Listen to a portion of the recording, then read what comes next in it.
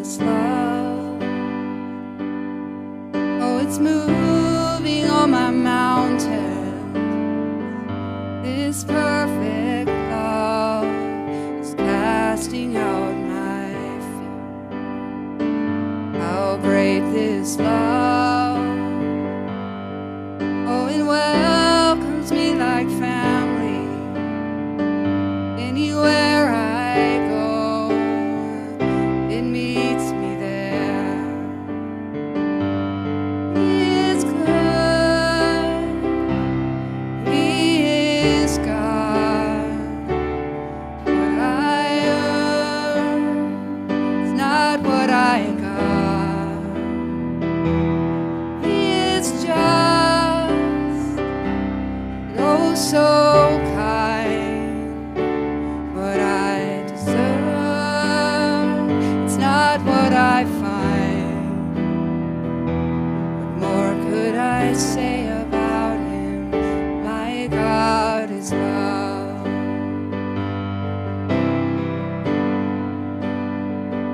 How great this love.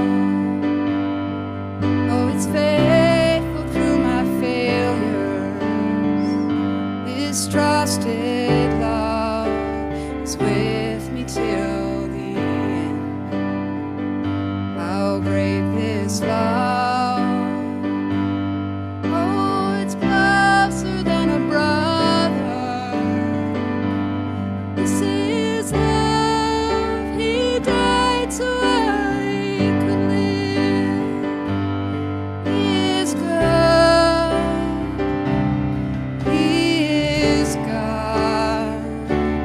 What I earn, it's not what I got. He is just,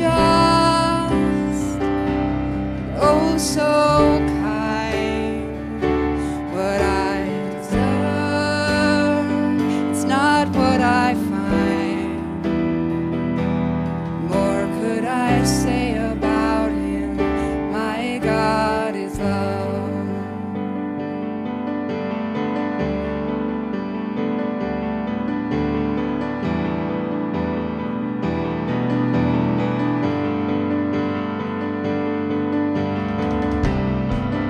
I know my God is love. I know my God is love. This is enough to know my God is love. I know my God is love. I know my God is love. This is enough to know my God is love. I know my God is love. I know my God is love. This is enough to know my God is love.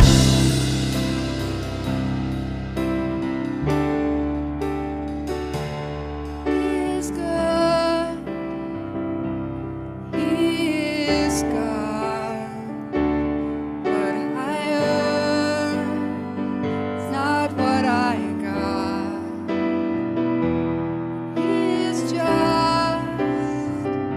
and oh so kind. What I deserve, it's not what I find. What more could I say about him? My God is love. What more could I say about him? My God is love. What more could I say about him? My God is love. Pray with me. God, you are love. You are everything. We praise you for that today. Please, God, open our ears, open our hearts to hear your word. Amen. Amen. Thank you, praise team. Morning, everybody. David, could you bring the house lights up a little bit, please? Everybody at home, I hope you're having a great Sunday. Today we're talking about traditions.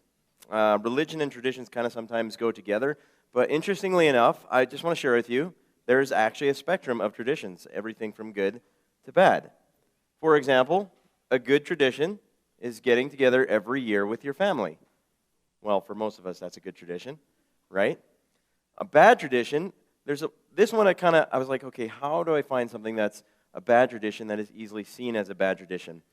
Now, up in the northern part of North America where I lived, there were different towns that had a tradition of sinking cars. Every year, they would drive a car out onto the ice when it was frozen, and then they would make bets on what day the car would fall through. Most of us can understand why that was a bad tradition. And most of the towns that did this eventually stopped, because at some point you got to stop putting cars in the lake. Right? There's good and bad traditions. Now, interestingly enough, this does fall into place when it comes to our faith and when it comes to religion, right? Good traditions, bad traditions. And a lot of us can maybe relate to this. Like if you grew up in a very religious experience, there was probably certain ways that everything had to be done when you went to church. Perhaps it was a certain way to speak, a certain way to pray, a certain way to teach, a certain way to sing, songs that were in, songs that were out. You had kind of that experience when it came to that. Now, the rules were clear, and the guidelines were what they were. Now, interestingly enough, there's certain comforts that I would say come with all that structure. There are certain comforts. It's not just this scary bad thing for some of us. You never really had to wonder if you were doing what you were doing, whether it was okay or not. All you had to do is check in with the rule manual or one of your authorities and say, am I doing this right? There's a level of comfort of feeling like you know where you're at. And there's certain ways there was actually no personal responsibility. You did what you were told to. You just obeyed, right? And the problem is you're never really sure what God thinks of you. You're never really sure if you've done enough. Now, these things that we did start getting sort of comfortable, but are they right? And when we start looking at what Jesus actually thinks of us, just Jesus, you'll also find that Jesus was a tradition breaker. Now, first observation I want to have for us this morning is when tradition is upset, it can be incredibly upsetting, right? There's comfort that comes with tradition. You know what to expect. And when that gets stripped away, it leaves us feeling simply uncomfortable, right? If you were comfortable wearing a suit and tie to church because everybody wore a suit and tie to church, and you show up at LakeView Church, you feel a little overdressed. I'm a little underdressed today, and I'll explain why later. Mostly in the pants. We'll get into that.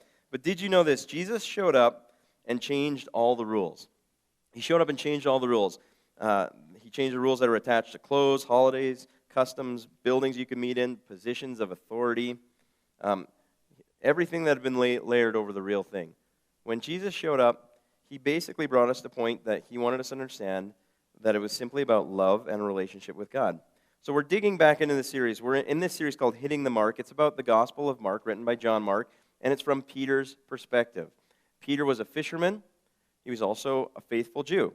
So interestingly, as we read this, we get to look at this story, everything that we read in the Gospel of Mark, through the lens of Peter. And I'm inviting you today, as we're reading it, not just to read it from your perspective, but to think about where Peter was coming at as he was observing Jesus. And hitting the mark has to do with us actually finding what Jesus has for us. So did you know that actually when it comes to traditions, traditional Christianity was actually considered tradition-shattering Christianity? It broke all of the rules. And it didn't make a lot of sense for a lot of people in their faith. So today I want to help you see why it's always worth it to go with the truth over tradition. Go with the truth over tradition. And why we should never let truth become just a tradition. Okay? That's going to be the focal point of today's passage that we look at in Mark. There's 3 different things that we'll look at, and the words tradition is used specifically by Jesus, and he tries to help us see what is good and what is bad. So we're going to see why and how Jesus challenged the rules. He had some super important things to say to the Jewish leaders of the day, the Jewish religious leaders of the day. And he's going to shake some things up, not just a bit, a lot, so much so that they want to kill him for it. Like, that's where we're going today. Jesus challenged tradition so much so that the religious leaders wanted to kill him. Jesus was willing to upset the religious apple cart so much so that we can now be set free to worship him without the burden of religion around our necks. It's such an interesting concept. So let me ask you a question that takes some courage to ask and even more courage to answer. This is a question for you. Put it up on the board here. What do you do when uncomfortable truth challenges comfortable tradition? Phil, we always put a car out on the ice. We've been doing it for the last 30 years.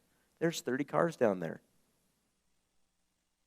For many of us in the room, this actually isn't a rhetorical question. This is something you're actually dealing with right now, living it as we speak. And for some of us, here's the answer, right?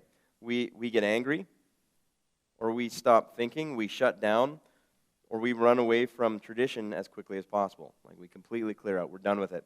Or maybe we circle the tradition wagons and just refuse to look. Like, I don't want to hear it. That's not what I want to believe. This is how I've always done it. I'm uncomfortable. Maybe you grieve, maybe you hide, maybe you tune out. But when tradition that we love is challenged, it can feel like our whole world is crumbling down, which leads me to point number 1 for today. When you come to discover that the tradition you love is not true, it can shatter you. And it has hurt many people because this is what we've been doing forever, right? When uncomfortable truth challenges tradition, it places you at a crossroads. It places you at a place where there's implications on the rest of your life. What if what you thought was true was really just made up as a tradition? Just process that for a second. Wouldn't you want to know? That's the question. Some of us, maybe not.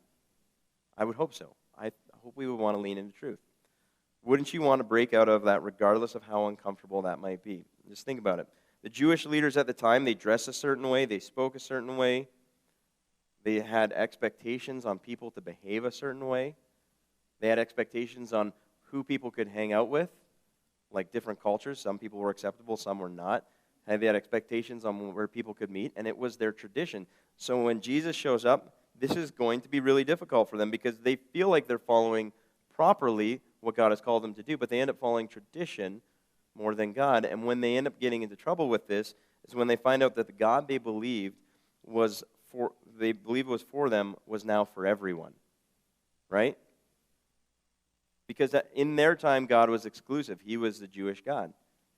But then all of a sudden, he becomes for everyone. It really messes up what they're looking at. And if you can imagine, it really threw them into a tailspin in the first century. The Jewish people trying to make sense of what this Christianity thing was. And now we're going to jump into Mark, into chapter 2, 23 through 28, dealing with the first tradition that gets tackled by Jesus. One Sabbath day, as Jesus was walking through some grain fields, his disciples began breaking off heads of grain to eat. Now, again, this is Peter explaining. He was one of those disciples. But the Pharisees said to Jesus, religious leaders, the Pharisees, "Look, why are they breaking the law by harvesting grain on the Sabbath?" Like, think about this. They're grabbing grain and they're breaking it and putting it in their fingers. Why are they doing this? They're breaking the rules. Jesus said to them, "Haven't you ever read this in the Scriptures what David did?" This is King David, one of the greatest Jewish kings of all time and a man of the faith. So Jesus has this explanation. What David did when he and his companions were hungry. He went into the house of God. David and his companions went to the house of God during the days when Abiathar was high priest and broke the law by eating sacred loaves of bread that only priests are allowed to eat. He also gave some to his companions. They're eating holy bread. Okay, he's making a point. Then Jesus said to them, "The Sabbath was made to meet the needs of people and not people to meet the requirements of the Sabbath. So the Son of Man is the Lord even over the Sabbath." Okay, you guys are like super upset about the rules being broken on the Sabbath day. But let me explain, that's not how it works. He acts in defiance in this moment to walk through the fields on the Sabbath and permit his disciples to pluck grain and eat it. Like, this was bad. And according to their traditions, this would be working on the Sabbath day. Now, to understand how ridiculous this is, let's give it some background, some context. First of all, Jesus refers to King David in this moment. Super interesting, right? He says, "Hey, David broke the rules." Which, can you imagine, you're talking to Jesus and you're like, "Well, Jesus," and he goes, "Well, so-and-so broke the rules." It's kind of an odd moment, but he's making a point to help them understand who he is and what he's trying to do. Jesus doesn't do anything just willy-nilly, even though that kind of feels that way. he has a reason. He knows who he's talking to. He's talking to these religious leaders who have this tradition, and he's trying to help them see past the tradition to find the relationship, right? So when it comes to David's violation of God's instruction, he turns to David because he's someone they all revere to defend his actions and that of his disciples, and the argument is reasonable. You know, if a hungry, soon-to-be king, he wasn't the king yet, but he was going to become the king, and his men, they were permitted to eat holy bread in the tabernacle. This was against the rules religiously, but they were allowed to. You can look this up in 1 Samuel chapter 21 if you want to reference it yourself. But if David could do it, then the Lord of the Sabbath was permitted. Jesus was the Lord of the Sabbath because he's God. He can let his man eat. If David can do it, I can do it. The second part of that, David broke a definite law given by Moses. You weren't supposed to eat this holy bread that was for the priests only. So he violated a man-made tradition. And God is surely more concerned with meeting the needs of people than he was about protecting religious tradition. In that moment, we see that with King David. A need was they were hungry and needed to eat, and that was more important to God, their nourishment, than this religious tradition. Interesting point that he makes with David. The second piece is the Sabbath. A little background on Sabbath law. It's one of the 10 commandments God gave to Moses, but was also a cherished institution by the Jewish nation. It was really important to them because God gave the people of Israel the Sabbath so that 6 days a week they would work and they would collect manna in the desert, and on the seventh day they would rest to be dependent on God. It was a really special thing. The immediate application was that they were gathering manna for 6 days and not on the seventh, and they had that day off, and their employer wouldn't take advantage of them on that 6th day as well. So it was this really special thing. So if you think about this from our perspective today on the Sabbath, we could work nonstop. We can work nonstop, but sometimes taking a break when you could make money makes you have a little more faith in Jesus that he'll provide. Like, I could make more money if I work this extra day. Why has Jesus asked me not to? To take a breather, to focus on him, and to trust in him. If I can do everything by my own strength, I'll never depend and lean into Jesus. Interesting thought. The command was simple. 1 day a week is to be used to rest and to connect with God in community. God commands our demonstration that he is for us, and this wasn't meant to be a burden. Unfortunately, the religious leaders took it and made it into a burdensome thing. They turned the Sabbath into a thing about rules. You can't do this on this day, you can't do this on this day, you can't do this on this day. And Jesus recognized that, and he said the traditions of men, the rules that were added by religious authorities, they're not by God, and therefore they can be violated. So Jesus takes a step out and says, this tradition was not what I intended it for. And from Jesus' perspective, as God, having the truest perspective, what him and his disciples did on the Sabbath did not violate the command of God. It simply violated one of the 39 traditions and rules that were around the Sabbath. But it is seen by the Pharisees as a declaration of war against them, right? Because their authority is bound up in these rules. And Jesus' authority leads us to what? Leads us to freedom. This is an interesting concept here. Now, it happens again. We have another experience in Mark chapter 3, 1 through 6. Jesus went into the synagogue, the building where they worshiped again, and noticed a man with a deformed hand. Since it was the Sabbath, Jesus' enemies watched him closely. Is he going to break rules today? If he healed the man's hand, they planned to accuse him of working on the Sabbath. Jesus said to the man with a deformed hand, "Come and stand in front of everyone." Then he turned to his critics and asked, really cool question here, straight from God, to us who get caught up in tradition. Does the law permit good deeds on the Sabbath, or is it a day for doing evil?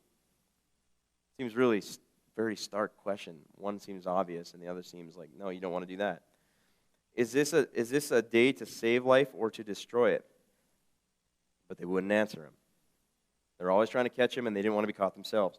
He looked around at them angrily, and was deeply saddened by their hard hearts. Then he said to the man, "Hold out your hand." So the man held out his hand, and it was restored. Guys, at once, the Pharisees went away and met with the supporters of Herod to plot how to kill Jesus. He broke tradition in such a way that they wanted to kill him for it. Now, what's interesting about this little comment at the end is the supporters of Herod, they're not religious leaders. They're political people who were following Herod, who was a leader of the Jews in that nation put by the Roman government, and most of the Jews didn't like him. They tolerated him. So you ever heard the phrase, the enemy of my enemy? That's what the Pharisees are doing here. Jesus is breaking their tradition so much so that they're so angry that they align with their enemy to go after Jesus. One more example of an unfortunate behavior of those that love traditions more than they love God's people. Mark chapter 7. One day, some Pharisees and teachers of religious law arrived from Jerusalem to see Jesus. They noticed that some of his disciples failed to follow the Jewish ritual of hand washing before eating. They probably didn't have COVID going on at that point, so keep hand washing. The Jews, especially the Pharisees, do not eat until they have poured water over their cupped hands. This is kind of neat. This is in parentheses here. This is like Peter saying, hey, let me give you some context of why they were doing this. They pour water over their cupped hands as required by their ancient traditions. Similarly, they don't eat anything from the market until they immerse their hands in water. This is but one of the many traditions they have clung to, such as the ceremonial washing of cups, pitchers, and kettles. So the Pharisees and teachers of religious law asked him, okay, they're just eating with their hands, why don't your disciples follow our age-old tradition? This question could be asked of us, so many of us today, right? They eat without performing the hand-washing ceremony. Jesus replied, now I would hate it if he replied this way to me, but he comes down hard. He says, you hypocrites. Isaiah, he references a prophet of old who prophesied about Jesus hundreds of years ago. He was right when he prophesied about you, for he wrote, these people honor me with their lips, but their hearts are far from me. Their worship is a farce, for they teach man-made ideas as commands from God. For you ignore God's law and substitute your own tradition. What is he getting at here? What is he getting at over? Like, how do we know when we've stepped over the line? I don't want to be called a hypocrite. But they're practicing this religion, they're practicing this tradition, they call it tradition. They've been practicing it for years, believing they're following God, and Jesus steps in and says, what's going on here? Now, there's a reality here that we do have to point out where he talks about, you're saying this with your lips, but your hearts are empty. So there was something more going on here. Their actions were not following their words. Their lives were not following their words. Their heart on the inside was corrupted and burnt. And that was the part that Jesus was looking at. And it kind of says something to us that I think is important. That it's just a side note here. It's not on the screen. But when the outward appearance looks perfectly polished, maybe sometimes the heart is equal, but maybe not. When the outside is a complete mess, we have no idea what Jesus is doing on the inside of someone. It makes us and helps us take a step back from judgment when we understand this about people. We don't know what Jesus is doing in somebody's heart right now. Maybe their outside is a mess. Just interesting side note. So here's a couple points that you know you've crossed over into religious tradition when, first of all, when you love the traditions of people more than you love God's mission for people. And why did Jesus come? He came for people, to feed, to heal, to rescue. It was a mission for people. This was a rescue mission, right? When the tradition becomes more important. Like, I want to worship Jesus this way. I don't care if it pushes people away from him. Something for us to consider as believers. Sometimes we do things that push people out. The second piece, you are more concerned with what than the why of Jesus' actions. Jesus came to expose the corrupt practice of religion where God had given people a way to worship him, a way to be loved, a way to be known, and they corrupted it into a rule-based experience that was about control and authority. Jesus came to expose that. The Jewish leaders loved the control and authority, I have to believe, to a degree.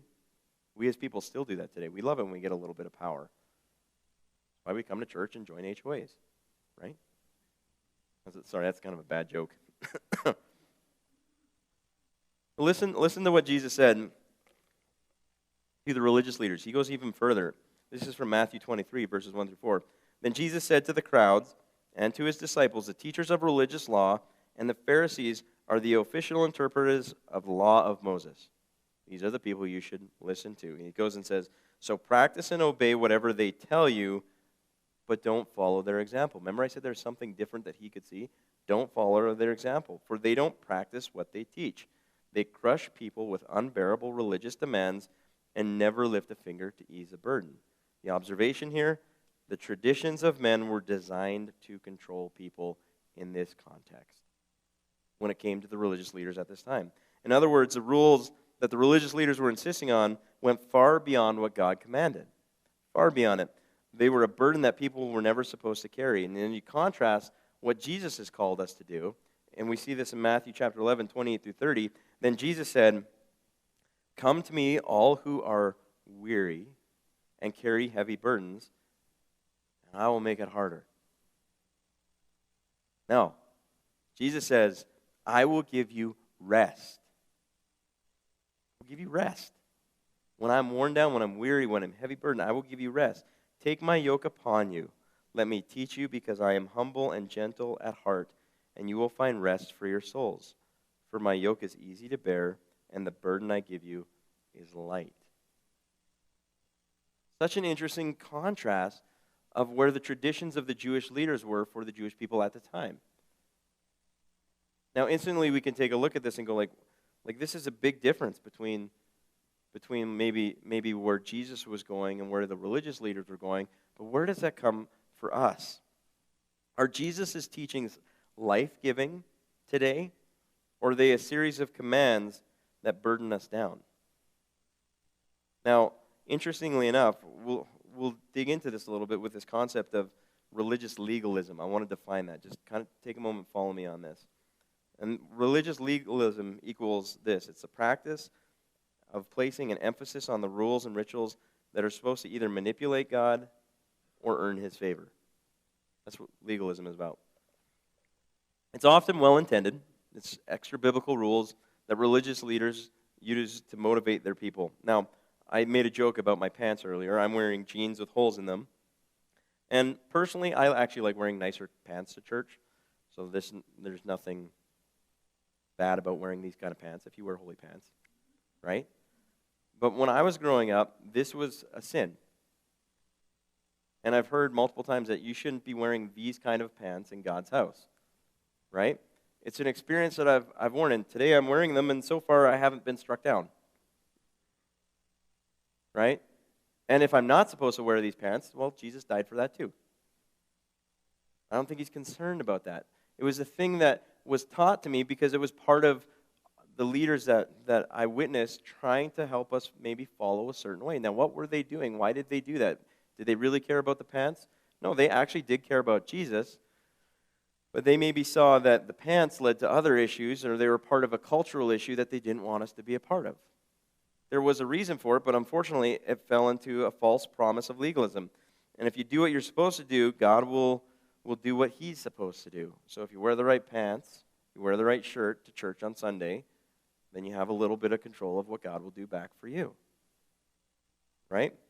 It's to keep you safe or give you what you hope he will give you. Now, the other side of legalism is there are fences put in to maybe protect us from sin. And it's a phrase I actually like to use, but I have to catch myself. If the cliff is sin, and you're going to fall off that sin, well, then stand way back here so you don't get anywhere near the cliff. I actually think that's a pretty good rule. The problem is when it becomes a legalistic rule that this is what you have to do over here, it becomes more about the fence post and less about who Jesus is. The problem with this, there's unintended consequences of legalism. And the first one is this. Instead of helping God out, right, like trying to lead people closer to him, we end up actually undercutting his authority. Man-made rules and consequences cover up God. People don't see a perfect, loving creator who pursues them and has paid the ultimate price. Instead, they see a God who only wants perfect people coming to his throne. That's the problem with that. Is, hey, we've got these fence posts, and you can only come to Jesus if you stay on this side of the line. It leaves no room for what God is doing himself. It's the wrong message. It's actually not good news. It's not the gospel. The second thing is instead of attracting outsiders to the faith in Christ, the extra rules ruin what is most attractive about a life with Christ, and that's joy and freedom. Okay? These rules choke out the goodness of God. They kill the delight. They kill what God is doing. And what people end up seeing is religious Christians with the perversion of our faith. That's all about us hoping that we can be acceptable to God, rather knowing that we are acceptable to Jesus because of what he's done, not what we do. That is such a significant difference. Now, the interesting thing is we should never make it more difficult for those turning to Christ than it needs to be. We should never make it more difficult. Because here's the truth. People leaning into Jesus, he's going to convict them. He's going to convict them of their sin in his way. He's going to challenge them. Like we say we have freedom from shame-driven guilt, but not conviction-driven guilt, where God is saying, hey, I love you, and this piece of your life is negatively hurting you and those around you, so I'm just going to slowly remove it out of you and pull it out. That's what Jesus does, in his way. But the unfortunate thing, when we get into legalism, we try to start taking over the role of Jesus and start being our own conviction, following our own rules, following our own sin fences. The problem with that, as I've said before, and we know this here at Lakeview, is our fences only stand as long as we have strength to hold them up. The change that Jesus does is permanent. The change that I do only lasts as long as I'm strong. Which leads me to point number 2. Requiring more than God requires might get people to look devoted, but in the long run, it will ruin delight. Simply what we mean by that is when you're following the rules, you might look like the right person, but where's your heart with that? Like, again, this perspective of tradition is Peter looking at this going, hey, these are my traditions, and I watched how Jesus handled them. And when they became these rules, yeah, we were good rule followers, but we missed God's love for us. We missed this relationship with Jesus. And you think about, I think about my own children. Do I want good rule followers? Well, I do as a dad. But what do I want more? I want a relationship with my kids. Sometimes maybe I bend the rules for that. I watch many a parent where it's like their kids they're taking off as teenagers doing all kinds of crazy stuff, and the parents are just like, I would just rather keep them in my life and have a relationship than push them out. Now, sometimes there are other parents who go like, no, they've crossed the line too much, shutting the door. No more free meal ticket. But where does tradition go from good to bad? It's when Jesus is saying, I want a relationship with you. I don't want a perfectly rule-following person who doesn't know me at all. Which leads me to point number 3. In time, truth is more comfortable than tradition. What is Jesus saying to us? In time, tradition can let you down hard. When you come to discover that tradition isn't true, it hurts, and it's actually earth-shattering. But living your life aligned with what's real, living in reality as it actually is, might be uncomfortable at first, but it's much more comfortable in time. If Peter were here today, I would say he would look at this and say the Jewish tradition almost stood in the way of people coming to know who God is. It almost got in the way. It's kind of like they knew who God was, but they never actually had a conversation with him. Can you imagine that? Like the most popular person at your school growing up just wants to hang out with you and talk to you, but they're always following you around and you just ignore them. Like, no, they want me to be this way. They want me to be this way. And they're just like, hey, I'm right behind you. No, I can't talk to you right now. I'm trying to follow what you want. That's kind of the circumstance. But Peter would say that it got in the way. It made it difficult. He would probably say that we loved our tradition so much that we couldn't even see how difficult we made it. Now, a question for us. What if the tradition you love and I love is keeping people from God and we don't even know it? And that's kind of hitting the mark today. What if the traditions I love are preventing people from finding Jesus? What if it's preventing me from finding Jesus? Valuable question for us to ask. We need to examine ourselves to see if what we present to others is consistent with what